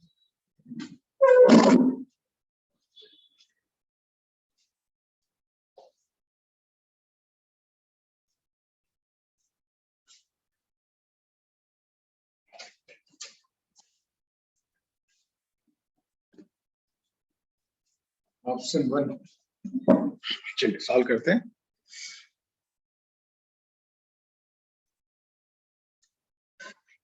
पहले आप लिख लो, ये क्वेश्चन लिख लो, फिर मैं सॉल्व करता हूँ। ओके, ज्यादातर बच्चों ने ऑप्शन 1 बोला है, very few have written the second option. First write down the question then we will move. लिख लिया आपने क्या ये क्वेश्चन? मैं आगे बढ़ूं सॉल्यूशन में? या okay, no problem.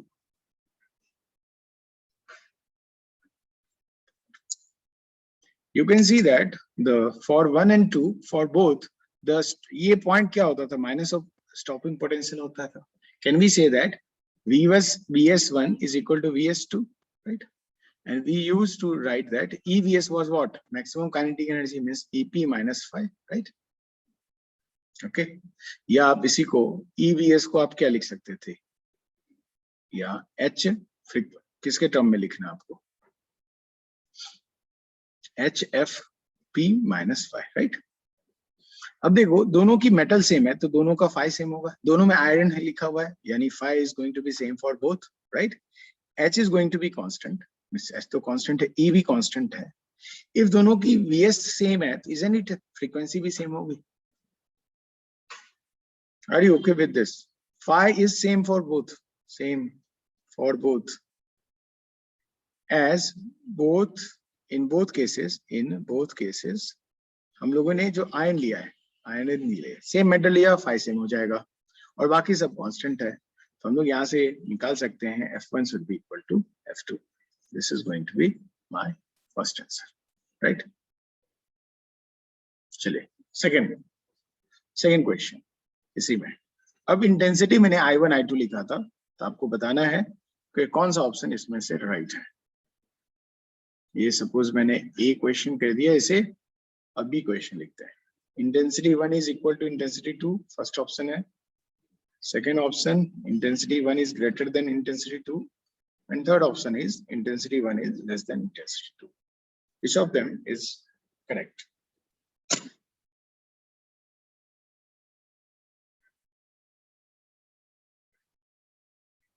I1 is greater than I2. Okay.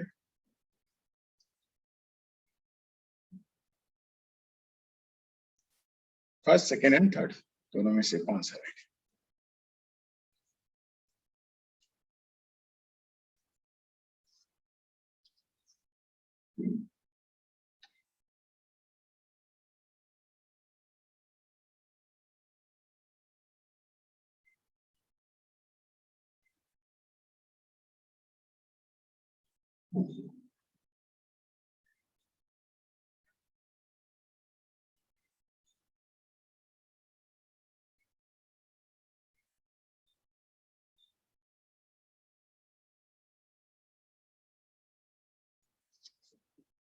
चलिए बोलिए कौन सा ऑप्शन है। उसी बच्चे ने आंसर दिया।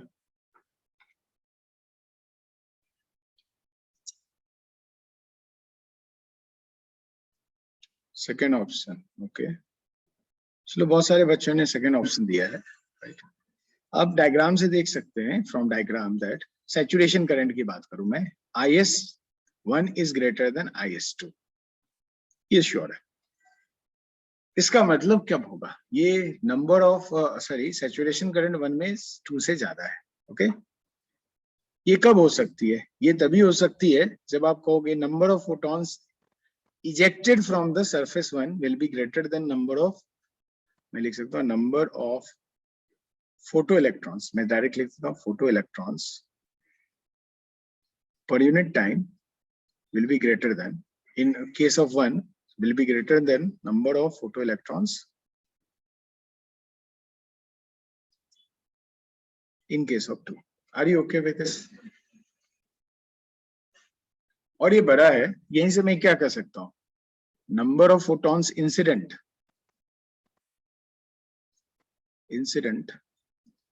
per unit time in case of 1 will be greater than number of photons incident per unit time in case 2. अब देखो दोनों केसेस में फ्रीक्वेंसी 1 एंड फ्रीक्वेंसी 2 सेम थी, है ना, ठीक है। F1 was equal to F2, इसका मतलब ही है, याद करो, यानी EP1 will be equal to EP2। याद करो इसमें EP मल्टीप्लाई करते हैं तो इंटेंसिटी हो जाती है, राइट। तो हम लोग कह सकते हैं सो intensity 1 will be greater than intensity 2। Okay, so my answer is second answer. Okay, लिख लीजिए जिसको भी लिखना है एक्सप्लेनेशन।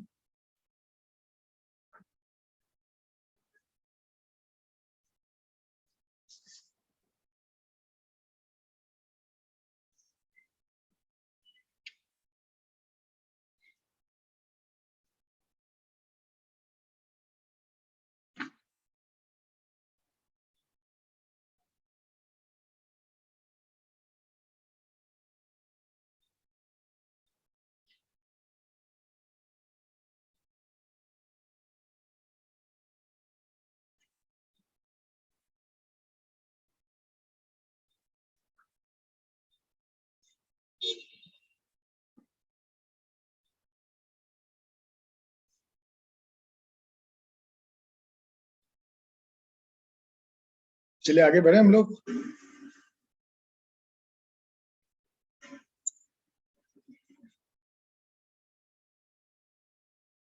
ओके, नेक्स्ट पॉइंट, मान लो एक एग्जांपल आप लोग ट्राई करो।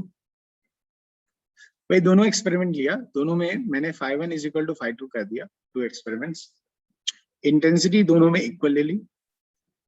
Suppose frequency of light f में 1 में ज्यादा ले ली 2 से, ठीक है। ओके, तो आपको बताना है पहला रिलेशनशिप Vs1 एंड Vs2 में इक्वल होगा। थर्ड, ये ए क्वेश्चन हुआ मेरा। चलिए बताइए कौन सा ऑप्शन राइट है।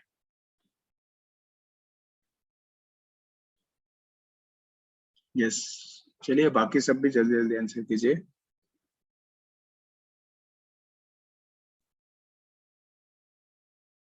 What should be the answer in both experiment? पूरा मैं डायग्राम नहीं बनाया, आप समझ जाओ क्या मैंने बनाया। जो पीछे वाला क्वेश्चन का डायग्राम है वही है। या राइट राइट गुड, ज्यादातर बच्चों ने राइट कहा। आप जानते थे वीएस जो था उसको फ्रीक्वेंसी से लेना देना था, right? If you remember EVS can be written as HFP minus five. दोनों की फाइव सेम है, ये दोनों की फाइव सेम है तो बाकी ये देखो E और H तो कांस्टेंट होता है, जिसका F ज्यादा बड़ा होगा उसका VS भी ज्यादा बड़ा होगा, तो VS1 will be greater then VS2। ठीक है, बी पार्ट। अब मैंने लिखा सैचुरेशन करंट के बारे में। IS1 is equal to IS2. Second, IS1 is greater than IS2. And third option, IS1 is less than IS2.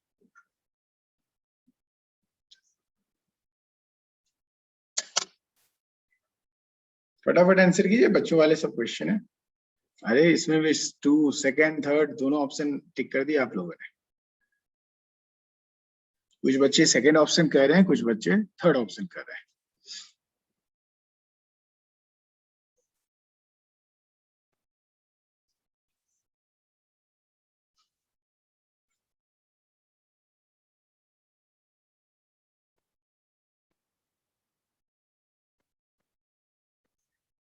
Option 2, अरे ऑप्शन 1 भी बच्चों ने बोल दिया, 1 2 3 सब हो गया इस बार। Very good explanation. चलिए मैं एक्सप्लेन कर देता हूं इसको, ध्यान से देखिए। दोनों की इंटेंसिटी सेम है बट पहले की फ्रीक्वेंसी ज्यादा बड़ी है, तो इन दोनों से कंक्लूड कर सकता हूं। देखो I1 is equal to I2 but F1 is greater than F2। इन दोनों से क्या कंक्लूजन निकलेगा? इसमें कंक्लूजन निकलेगा number of photons per unit area per unit time in case of 1 will be less than number of photons area per unit time in case of 2. Are you okay with this? समझ में है? अच्छा, जिसपे photon ज्यादा incident होगा तो photo electrons उसमें ज्यादा होगा ejected. Number of photo electrons per unit time in 2 will be greater than number of photoelectrons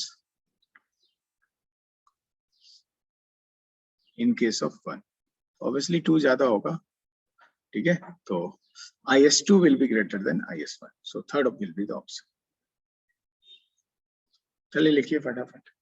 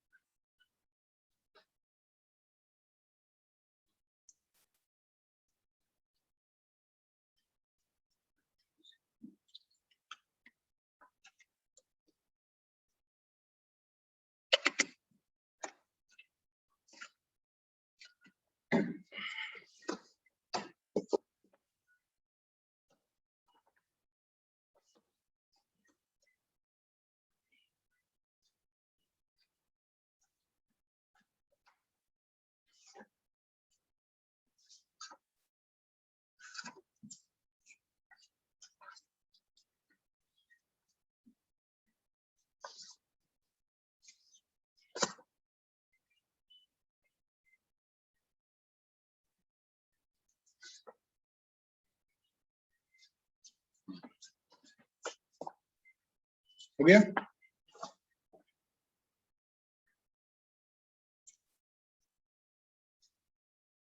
simple सी बात थी। एक लास्ट ग्राफ है फोटो इलेक्ट्रिक इफेक्ट का, वो भी मैं बना ही देता हूँ। एग्जाम्पल या आप क्वेश्चन कर दीजिए इसे। वैसे photo current versus V means VB minus VA है ना, VB माइनस VA का ग्राफ है ये. Okay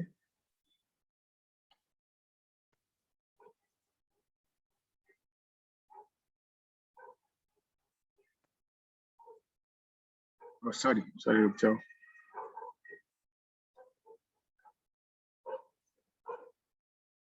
Wait.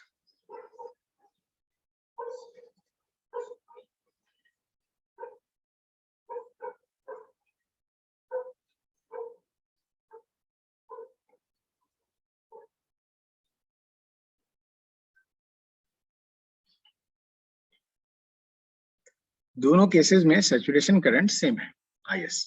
ओके सपोज ये वाला जो ग्राफ है 1 को रिप्रेजेंट कर रहा है, ये ग्राफ वाला ग्राफ 2 को रिप्रेजेंट कर रहा है. ठीक है, अब आपको सिर्फ ये बतानी है लाइट की फ्रीक्वेंसी पे बताना है किसकी फ्रीक्वेंसी ज्यादा है. First case F1 is equal to F2, same experiment है. F1 is greater than F2 and F1 is less than F2.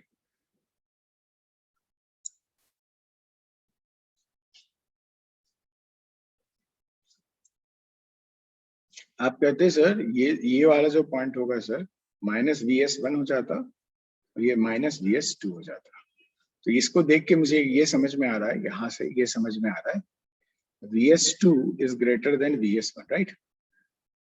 और VS होता क्या था HFP माइनस 5, ये लिख देता SFP माइनस 5 दोनों सेम लिया था मैंने 2 1. तो यहीं से दिख रहा है FP2 is greater than FP1. So third option. देखते हैं आपका आंसर क्या है. Third epsilon naught second. Okay, so my answer will be third. Third will be right answer.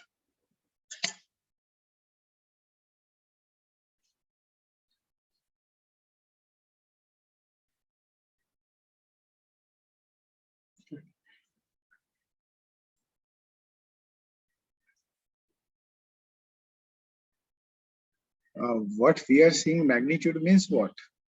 Obviously ना VS जो स्टॉपिंग पोटेंशियल की जो फॉर्मूला था मैं तो पॉजिटिव में सोचता था, राइट है ना. तो ये जो डॉट होता था वो तो माइनस में आता था, मुझे माइनस में कुछ तो वैल्यू आता, राइट. आई ओके ध्वनि, समझ में आया आपको क्या मैंने किया ये? श्योर ना, आपको समझा. अच्छा चलो इंटेंसिटी लिख देता हूँ ऑप्शन. ये ए क्वेश्चन था, अब B question. I1 is equal to I2,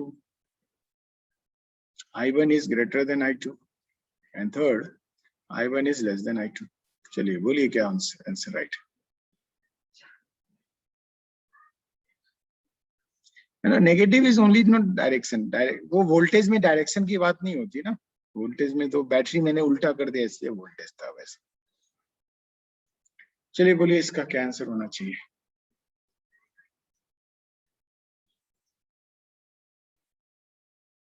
okay हाँ, ज्यादातर लोग इसका थर्ड ऑप्शन कर रहे हैं. थर्ड ऑप्शन राइट है, चेक करिए.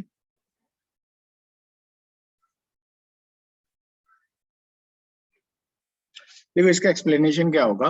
IS1 सैचुरेशन करंट दोनों में इक्वल है, मीन्स आप कह सकते हो number of photons incident per unit area per unit time in case of 1 will be equal to number of photons incident per unit area per unit time in case of 2 will be equal, right. और यहाँ पे दिखा मुझे F2 is greater than F1. Isn't it, can I say that I2 will be greater than I1? क्योंकि इसी में एक photon की एनर्जी को मल्टीप्लाई करते तो वो इंटेंसिटी हो जाती, राइट. Simple, very good. ज्यादातर बच्चों ने इसका राइट आंसर कहा. तो I2 will be greater than I1.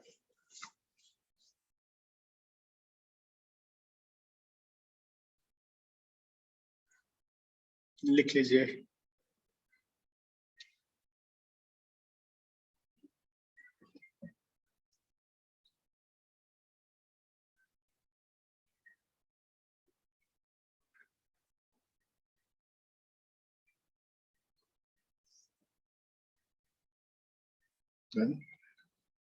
Last, अब ये मतलब आपके ज्यादा काम की चीज नहीं, क्योंकि मैं क्वालिटेटिवली लिखने वाला हूँ कुछ भी, तो न्यूमेरिकली इंपॉर्टेंट नहीं है।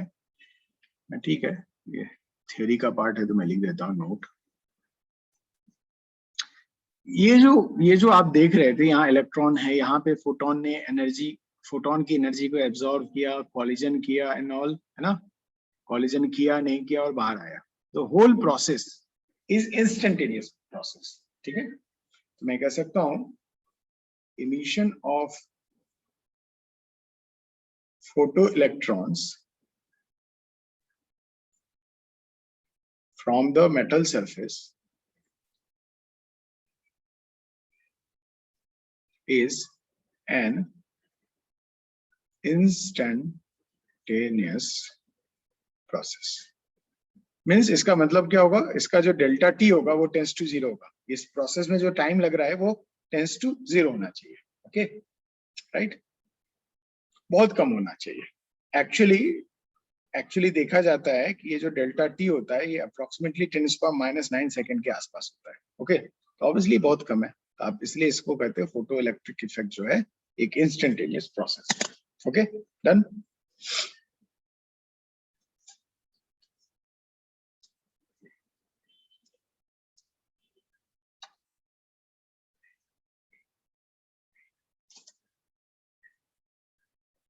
हो गया, ओके। अब आप मॉड्यूल में मॉडर्न फिजिक्स का पार्ट निकालेंगे, तो मॉडर्न फिजिक्स के पार्ट में आप देखोगे एक लिखा हुआ photo electric effect, then they have given you some solved problems, then they have written the radiation pressure, and then they have given you few more examples, then there are solved questions, problem, objective, MCQs given आपको उसके बाद। तो ये आप सब solve करके जाइए next day, okay. Homework module से